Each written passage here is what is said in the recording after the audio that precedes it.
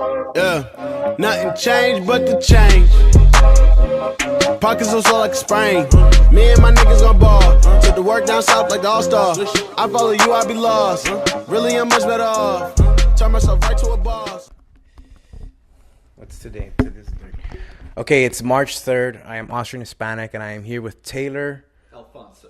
English first name, Italian last name. Okay, so we have a little bit of a issue going on. We've been going on back and forth about this on what's the best system, and I want to emphasize the economics aspect of it as more than the political portion. But I'm gonna pass the mic on to him, and then he can share his thoughts. All right. Hello, YouTube. Great to be with you. Look, my whole thing is I call myself a Libertarian Socialist. Now, Miguel here is going to talk about how that's an oxymoron, but I think it makes sense. So my whole thing is I'm all about the idea that government should be as small as possible because, well, I believe government is inherently an evil thing. The whole idea of an involuntary power exchange is super susceptible to corruption and greed and just, creating a giant bureaucracy that just never gets anything done. There's all sorts of problems with government. But there are certain things that the free market either cannot or will not do, at least, maybe not in the short run, that the government should or can do, at least to get the ball rolling in a way that the free market can take over later on. Because I am a big fan of the free market in many ways, Miguel.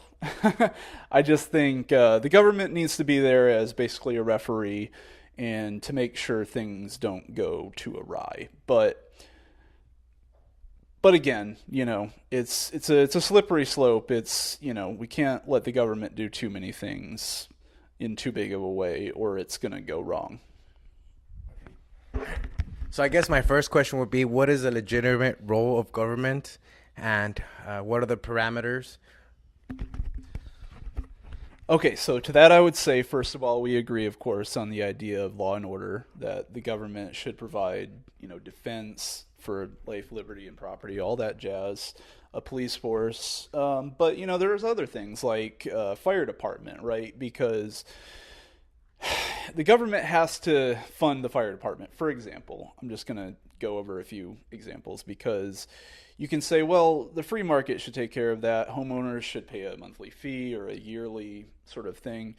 And if you don't pay, your house burns down. Okay, that's good in theory, but fires spread and neighbors,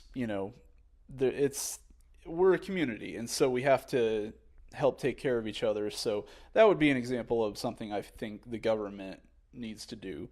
I'll just go with one other example because it keeps coming up in our conversations, which is the idea of space.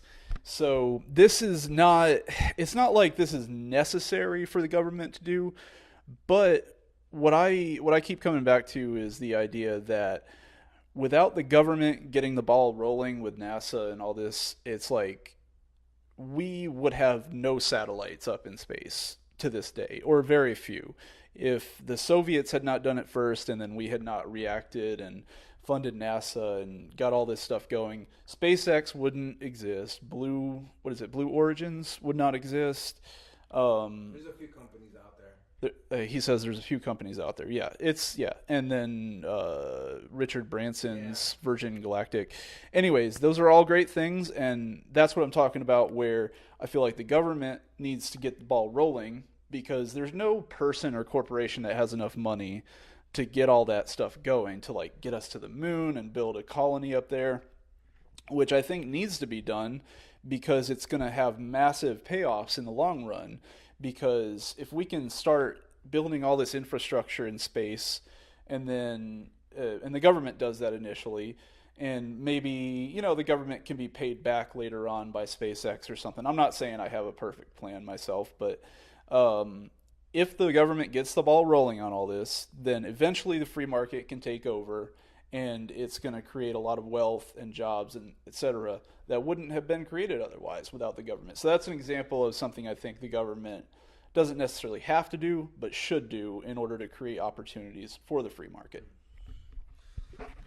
Okay, so I do agree that government did get the ball rolling with NASA, and I think the reason being it has to do with militarism. There was a threat, a direct threat from the Russians, and so that's what kind of expedited the process of putting first man on the moon.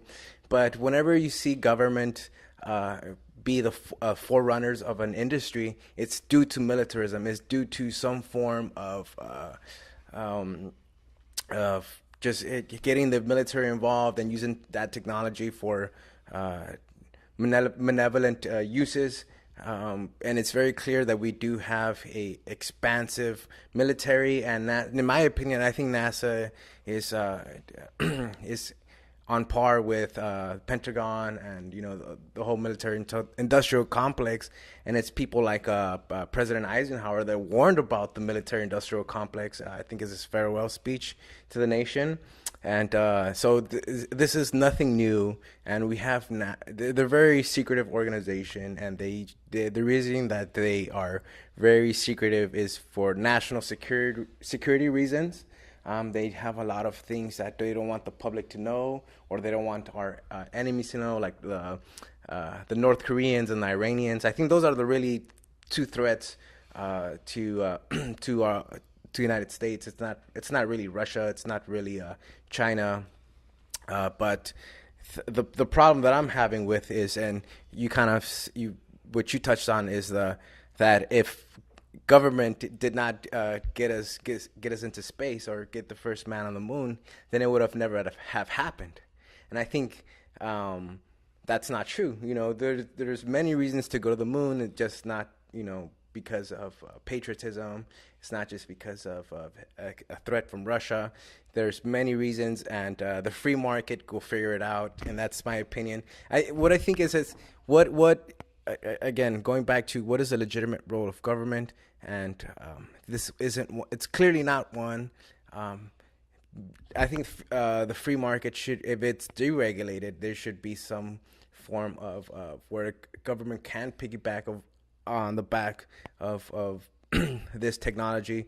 But I think you're wrong to believe that if government would not have stepped in, that we would not have people in space or satellites. I think that would have came along naturally, but not at the pace that the pace that So it would have taken a lot longer.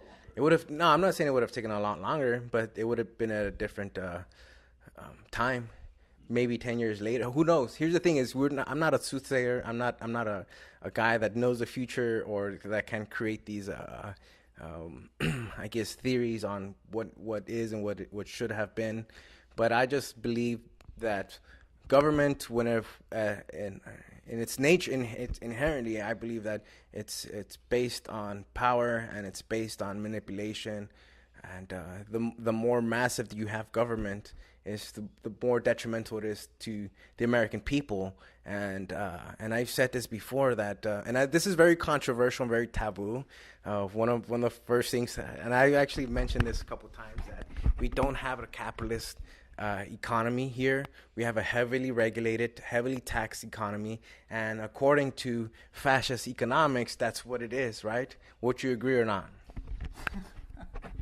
Okay, well, a lot of things to unpack there, Miguel. A lot of points you just made. Now, I'm going to start off with the areas where we agree, which is that the military-industrial complex is quite a bit larger than it should be. There's a lot of unnecessary things going on there. And, maybe NASA is, a little bloated, a little secretive, whatever. It's, I'm not saying it's perfect. And as far as, to the whole point of, legitimate purposes of government, the whole idea of power and why it should exist. Well, I mostly agree with everything you just said. Like, I think we're just disagreeing about the specifics, and we don't want to get too bogged down in the details, but I would argue that without the Soviet Union going to space first, and without America responding to that with NASA, we probably wouldn't have anything in space to this day. I mean, just that's my idea, that's my theory. I'm not gonna defend it too much because I could be wrong, but to say that we would have gone to space 10 or 20 years after we did by the 70s or something without the space race with the Russians, I don't think that's right. But we can just agree to disagree on that. No big deal. But sorry, remind me again, what exactly is your next question? Okay, so my next question is about essentially what, besides the government being so bloated, let's talk about welfare programs, or what's again going back to what is the legitimate role of government, and should they assist people in that are indigent or that that can't live within their means, and what are your thoughts on that? All right, Miguel, thank you for bringing that up, because this is something I feel like I have a unique perspective on. So, as far as welfare specifically goes, I think that people who are unwilling to work can starve. I feel like let's start with food stamps as a specific example. So, I think that is done in the wrong way, because if you tell people, hey, here's a monthly allowance and you can just spend it on kind of whatever sort of food that you want and you don't have to work for it, I think that's the wrong way to go. I think that we should give food to people who can't afford to buy their own, but they should not be given, well, they can eat a bunch of salad is what I'm saying. And I think that's going to motivate some people to find jobs real quick if they're no longer being given a bunch of sugary bullcrap that is not healthy for them anyways. If they want to eat that type of food, they're going to find a job real quick to pay for it themselves. But in the meantime, we don't let them starve, but it's like, hey, here's a salad, here's a bowl of fruit. You're not going to starve. You're going to be okay. As far as welfare in general, I think, I don't know, maybe I think we should take care of each other, that's all. But that being said, there should be a very serious community service stipulation to it. It's like, hey, if you're out of the job through no fault of your own, or maybe even if it is, and it's just you decided, you worked for a company for so long and you just decided you didn't want to anymore, but you're not sure what the next stage is, and okay, you can do jury duty for a while so that hardworking people don't have to do that, or something to that effect. Like, you have to put in a good solid, let's say 40 hours of community service per week, and not bullshit community service like, oh, just pick some trash up off the road, but like something that really we get our money's worth, taxpayers helping you out for a temporary amount of time, like maybe a month or two, and maybe that's even too long, but just enough time for you to get back on your feet, get a new job, whatever. Now, as far as the indigent point that you bring up, people who are incapable of doing anything, I mean, I feel like that almost doesn't exist. Like, even going so far, well, obviously people who are in a wheelchair but can use their arms, they can be our telemarketers. They can be the people who answer the phone when we call customer service or whatever. We tell companies, hey, you can hire the Indians over in India if you want, but if an American in a wheelchair comes in, you have to hire them. Sorry, that's kind of an infringement on the free market, I suppose, but it's not like they can get a job as a construction worker. So we have to create opportunities for them so that they don't have to rely on welfare. I mean, even mentally challenged people, severely autistic people can do something to help out. Maybe it's not something that's very important work. It's, but as long as they do something, I think we should provide for them in the best way that we can. But as far as people who are just straight up unwilling to work, or they just drag their feet and they want to just collect a welfare check instead of actually trying to get a job, well, we should take care of their kids. Maybe, say, all right, they can come live with us for, in an orphanage or whatever for a little while you figure your shit out. But in the meantime, you've been drawing welfare for like 3 or 4 months now. This is ridiculous. Figure it out on your own. You can starve if you don't want to, figure your shit out for real. But yeah, that's my take. Okay, so you are you're advocating essentially regulation of industry, right? But because you mentioned that you would have some kind of incentive or tax on companies that don't hire Americans and they outsource their uh, their labor by one means or another, right? So I would just want you to explain on how is that part of your libertarian side of you when libertarians and Austrians believe that that we should have a free exchange of goods and services, and that is due to the what's known as the division of labor. So let's say if people in India can do this job much better than Americans, then they should have the jobs. See, the thing with Austrians is we don't care about demographics, about filling certain quotas, having Americans do this job or that job. It's the best person, the most qualified person should have the job, period. And that's what I believe, and that's what I adhere to, according to Austrian economists like Ludwig von Mises and even somewhat Milton Friedman. But I just want you to give me your thoughts on that. How is that? How do you incorporate that into your libertarian side?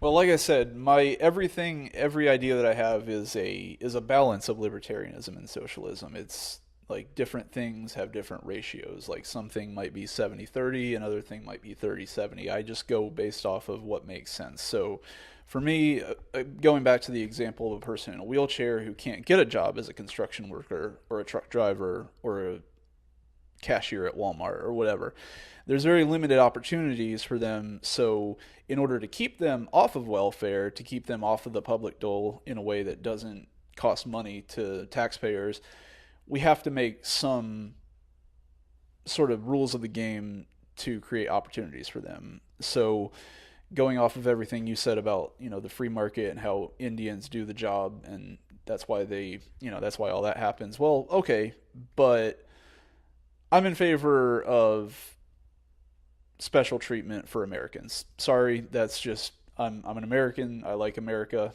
I don't think it's perfect, but I think that, if you're an American citizen who maybe you were in a car crash and it wasn't your fault, you shouldn't have to suffer for the rest of your life having to, beg for handouts, whether from the government or for private charity or whatever.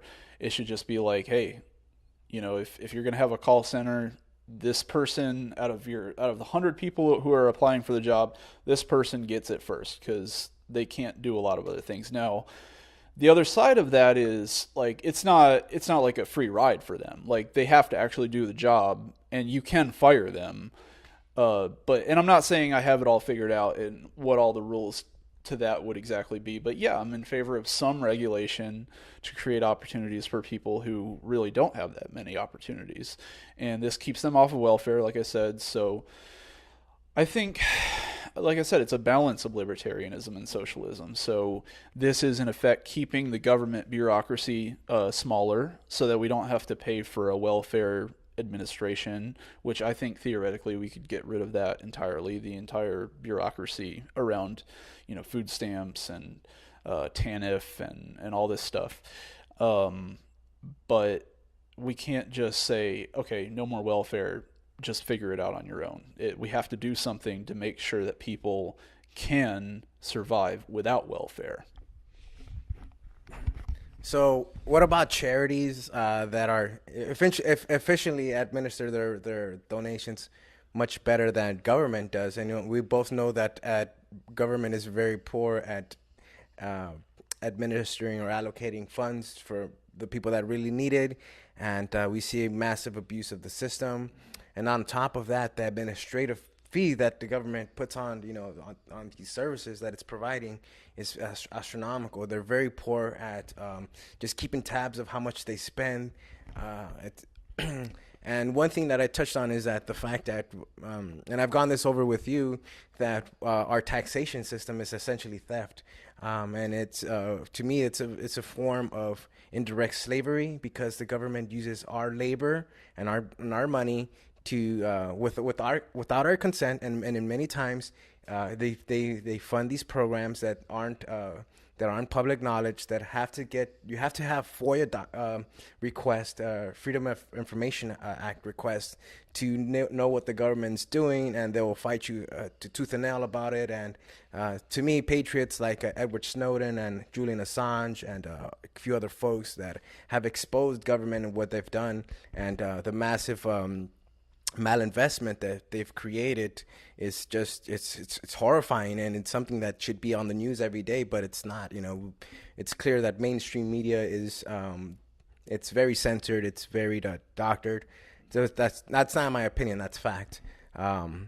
So going back to why is charity, because it's free market, it's people volunteering their money, for a good cause. Why is that not advocated more? And I do believe that people, for the most part, are good-natured, and they don't want to see homeless on the street. They don't want to, see all the tragedies,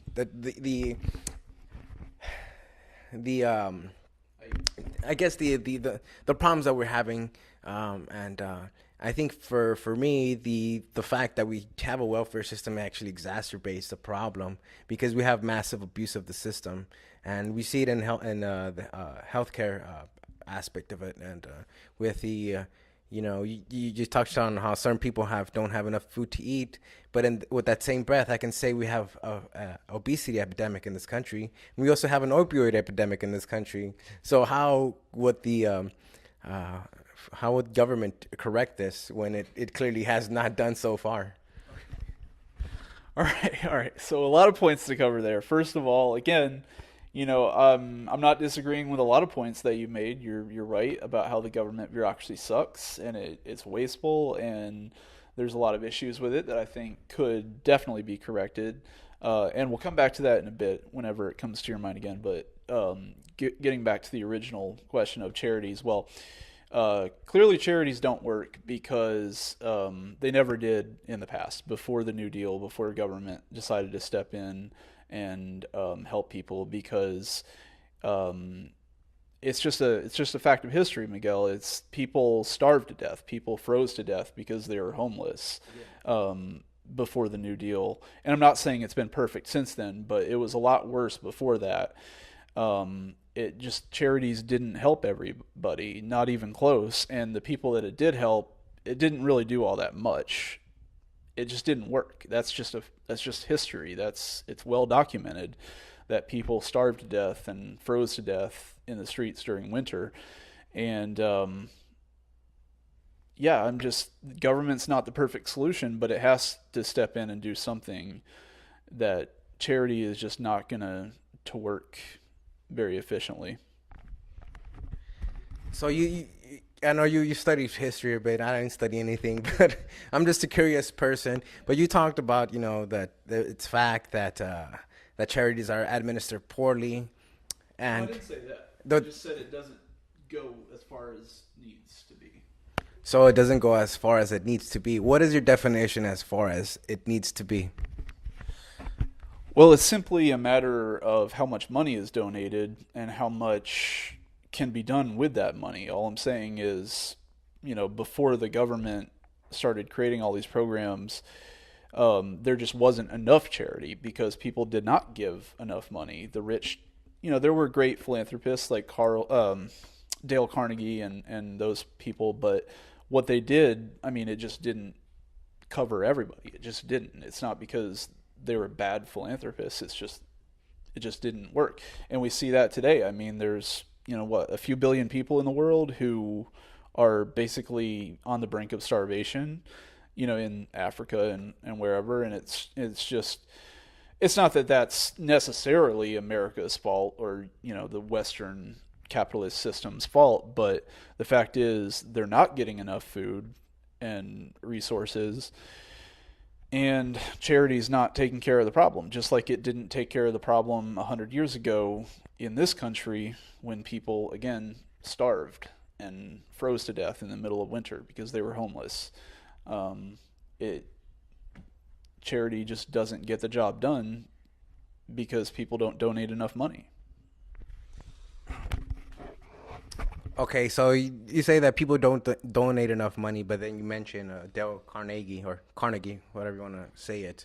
And I think that's inaccurate. I think there's plenty of folks out there.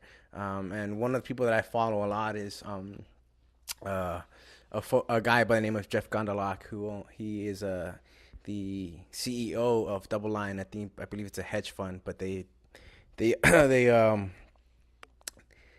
think he's known as a bond king, so that's on that. But he's very clear that he donates a lot of money to, art programs, and, very philanthropic. And so I think that's a misunderstanding. I think, again, going back to my belief that people are good-natured and hard, and that capitalism is inherently malicious, and, it's based on a dog-eat-dog mentality, and it's a zero-sum game, and that's incorrect. But you mentioned that that certain people are starving to death, and the truth is like you see Venezuela, which is it's a country that's very rich in natural resources and rich in oil, but they have a massive problem with starvation, hyperinflation in their country, and that's due strictly because of government. It's not because they cannot produce. It's because there is massive government oversight. It's apparent that socialism doesn't work. It hasn't worked time and time and again. And no matter what kind of derivative you have of it, it does not work. When you have centralization of power and funds, you will have people will be inherently wanting to be looking out for their own incentives, their own agenda. And so if we can limit that as much as we can, and again, let the free market decide who eats and not eats. And I'm a strong believer in he who does not work does not eat. And but there are those cases where certain people can't work for one reason or another. Not unwilling to work, because we saw you talked about the New Deal, FDR's New Deal, and now we have Senator Alexandria Ocasio-Cortez that try to push this Green New Deal, which I've actually read before she took it down her website.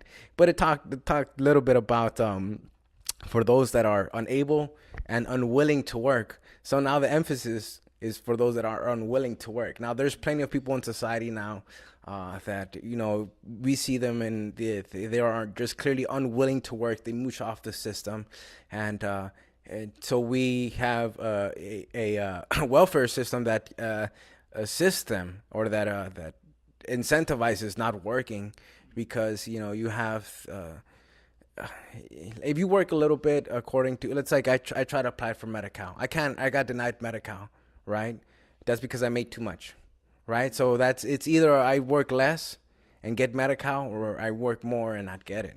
And if we have a free market where government gets out of healthcare and gets out of all these things, then we see the drastic reduction of not only food, but of medical services and of medication. Because the free market, for its flaws and everything, because I'm not one person that said it's perfect, and there is some problems with it, but it's the most efficient system. Because the thing is that free markets is, when you go to a store, that's a market, right? Let's put it in simple terms. When you go to a store, right, and you see different prices for the same item. Let's say a can of tuna, right? So one's 99 cents, one's $1.20, and then you kind of weigh it out, right? You say, oh, this one's in oil, this one's in water, this one has a little bit more. So you figure out what's your best option. Okay, so that's the free market. It's really what it is. It's competition at its best, because when we have monopolies like the Federal Reserve and other groups, there's no incentive for there to bring a better product to market. It's all because it is direct control. There's one supplier of a good. So, what are your thoughts on that, and why is the free market demonized when it comes to certain things like food and healthcare? A bit of an interim, but we're gonna switch off the topic from charities and talk a little bit. What do you want to talk about? What are some of the conflicts or some of the arguments we've had before in the past? Not arguments, but I guess debates. I'll tell you what, this is a big one. You're familiar with universal basic income, right? Okay, right? Yes. Okay. So, would you, just simple yes or no here, would you dispute that at some point, possibly in the far distant future, but at some point,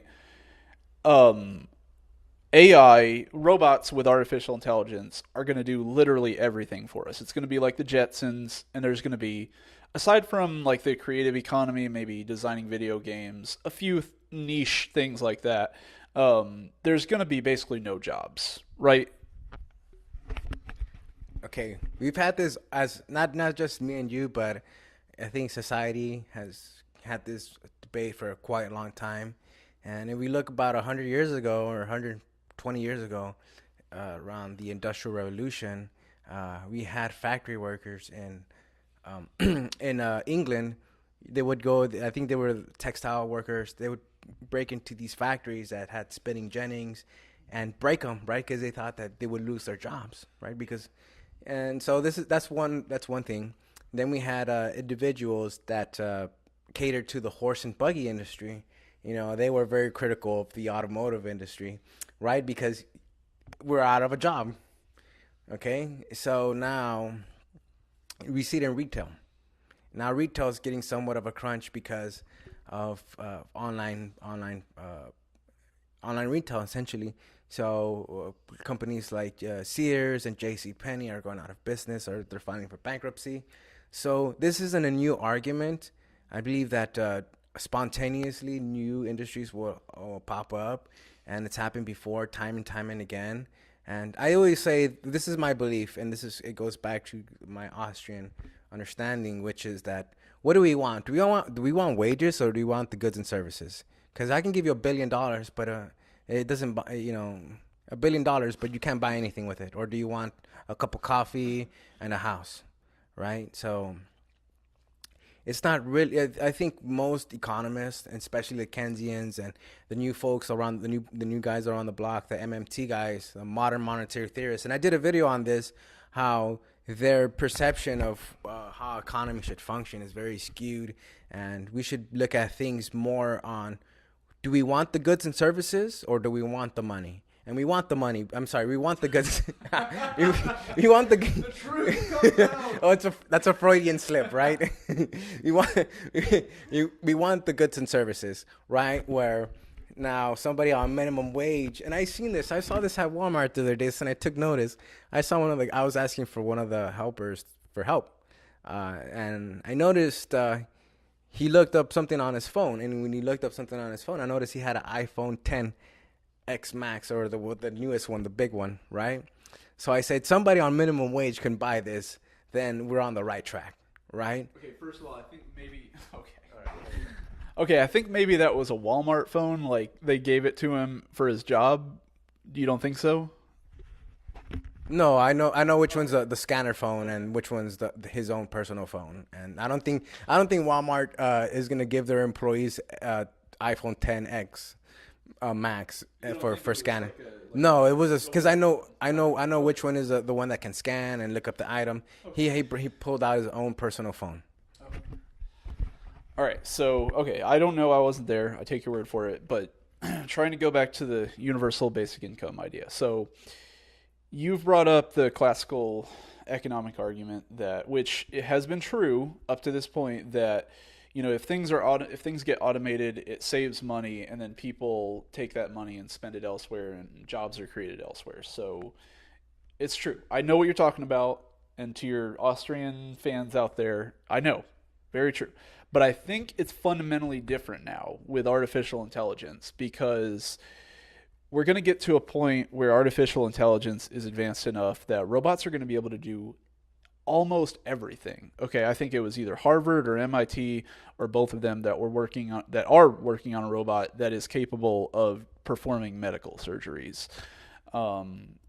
There's, Walmart and McDonald's are getting away from cashiers and going to the automated units and everything. And, of course that creates jobs, that creates the much higher paying technical, like the people who troubleshoot the registers or whatever. You know what I'm talking about. It's, but how many of those jobs versus how many cashier jobs. But anyways, not getting bogged down in the details, but I think it's fundamentally different from the horse and buggy, from the Luddites, is what you were talking about, breaking into the factories because they hated the spinning jennies.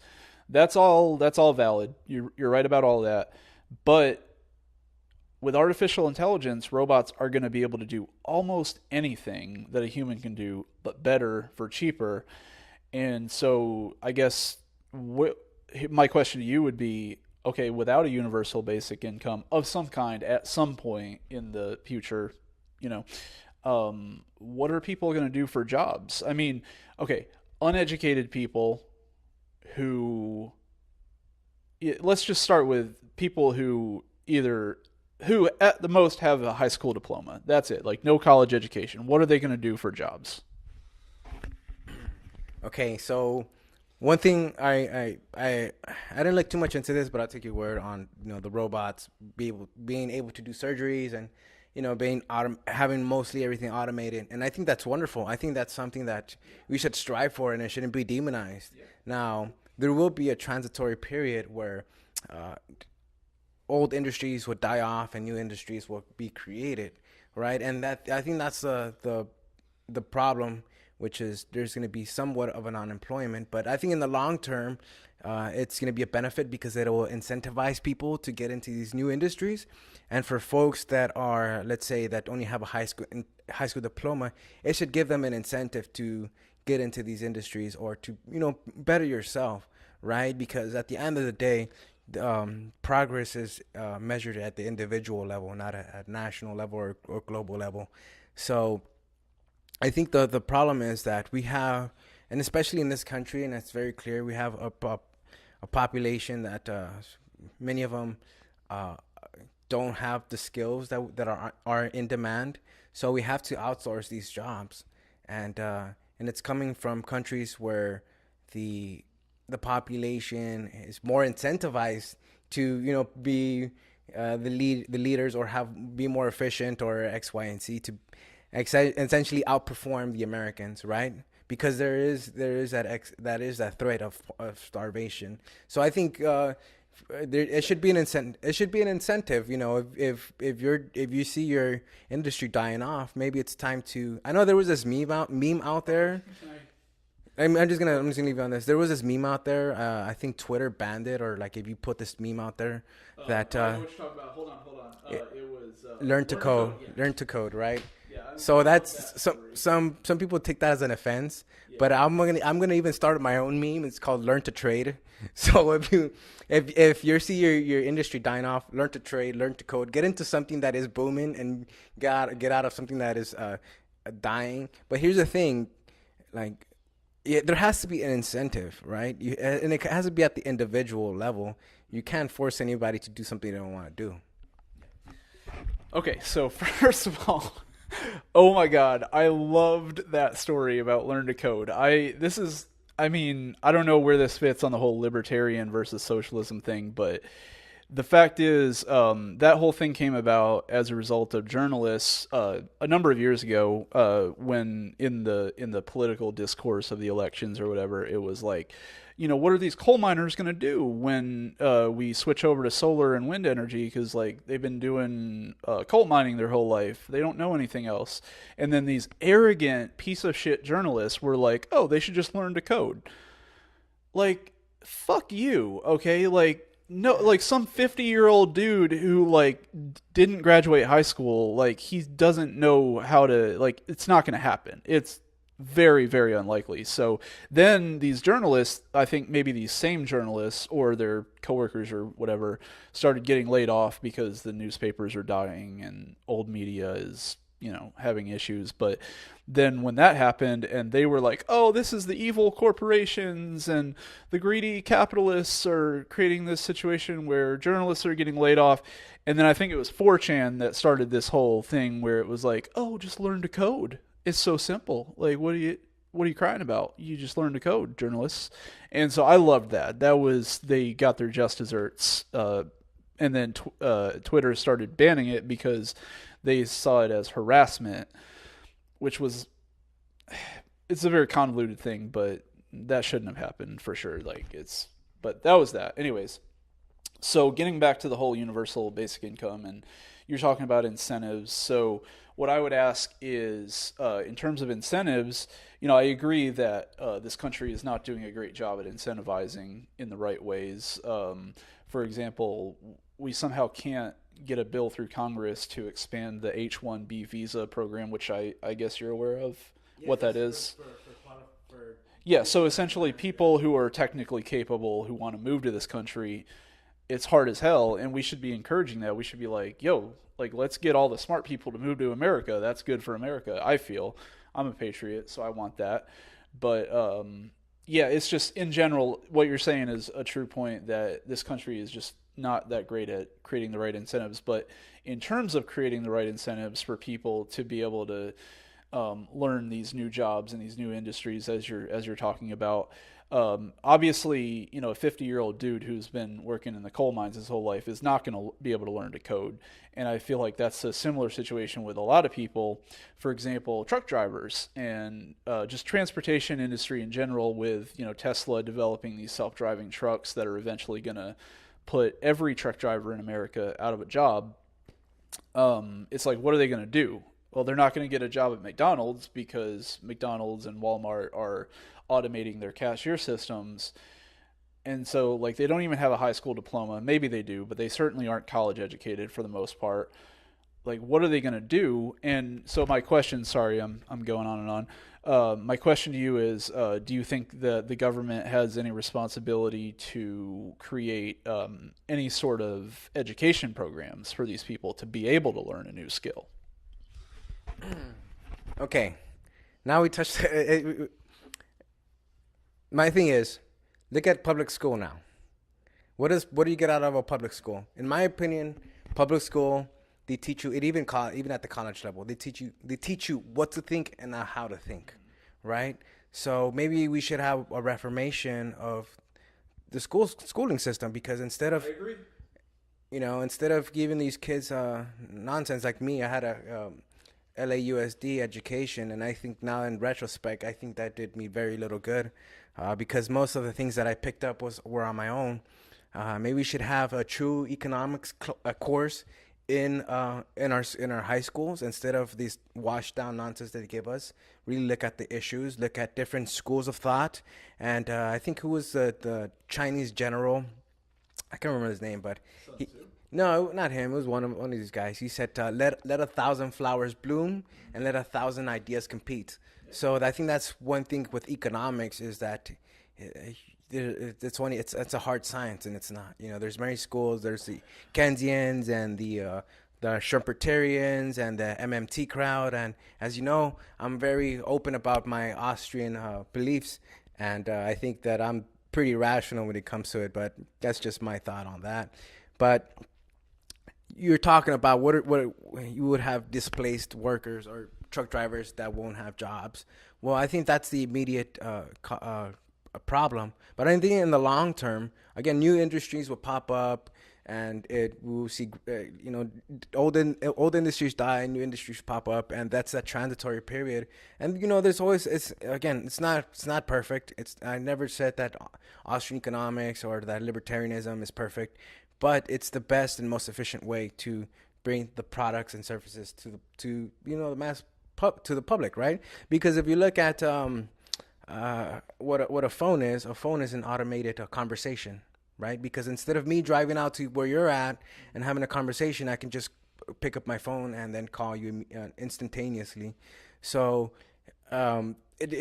we look at too much at the short term problems and not the long term ones, and that's the massive flaw, especially with the Keynesian view of economics and the MMT crowd specifically, because they look at immediate unemployment and they say, oh, we need government stimulation, right? That's two things they know how to do well, or they advocate very well, which is government stimulation of the economy and then taxation of the individual. Mm-hmm. So in the short term, we will have a crunch, But that should be an incentive for somebody who say, "Oh, I'm a truck driver. Let me see what industries are proliferating and how can I get involved." Now, the idea that somebody who's a truck driver who works at McDonald's and they only have a high school diploma, maybe this person should say, "I should have a higher education. Let me get back into school." And it doesn't even have to be you go to a brick and mortar school. There's plenty of online schools out there, or like me, that are pretty much self-taught. I learned to trade myself, and I think we live in an information age where you can just hop online and essentially learn anything you want, right? And now I'll give you an example, like this tablet. I bought this tablet for $100, right? So you're telling me somebody who can't afford a tablet and learn something? Well, look, I mean, I'm not agreeing or disagreeing with you. I think we're going to have to agree to disagree on the point that, somehow there's just going to be jobs available. I just don't agree with that. And we're just going to have to agree to disagree, because there's only so many jobs. And so they can't be a cashier at Walmart or McDonald's. They can't become a construction worker because a robot's going to do that. There's no more truck driving jobs because Tesla put them out of the job. There's no more, there's nothing left. They can't code a video game. It's too hard. It's like someone who's a truck driver and they're like 50 years old, that's all they've been doing for 20 or 30 years. It's not going to happen. Maybe they can learn how to trade Forex like you. It's possible. It's just, I don't know. I feel like okay. Here would be my solution. So first of all, we're going to have a transitory thing going towards the universal basic income at some point. But in the meantime, let's say we invest more in education. And again, you're right about all the points you made about how American school systems kind of suck and how universities don't really work that well. I went to school for a history degree, and that didn't get me very much other than some student loans. But and so there's a lot of improvements to be made there for sure. And we can talk about, charter schools and how the free market could do more to improve the school system. I'm with you on all that. But we should definitely make investments in the education system so that kids get the opportunity to learn something like, how to code a video game or a website or something, so that they're able to have opportunities in the new economy where robots are going to be doing everything.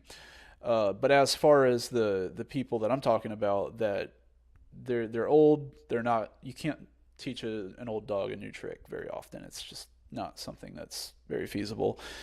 But you can teach an old dog a trick. I think that's the quote, right? No, that's the opposite. You're no. No, that's not the quote. The quote is, you can't teach an old dog a new trick. I'm pretty sure.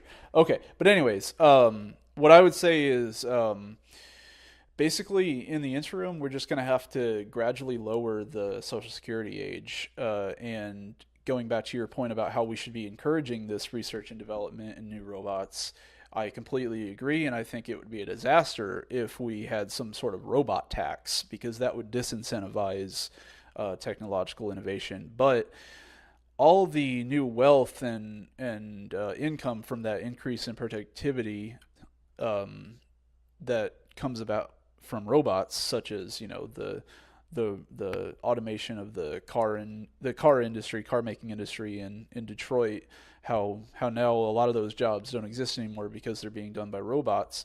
And that's great, and that's going to make America competitive on the world market. But all that new wealth from all that productivity is going to the billionaires. And that's great. They got there based on hard work for the most part, maybe, I guess, or they were the grandchildren of somebody who worked hard to get that wealth. But that being the case, we got to spread the wealth, and I'm not ashamed of saying that. We got to redistribute the wealth based on the productivity of those robots, so that everybody gets taken care of. And like I said, we start out with the old people. We gradually lower the age of Social Security, so that basically that's the universal basic income. It just right now it's at the age of 65. We start lowering it, and eventually it covers almost everybody except young people.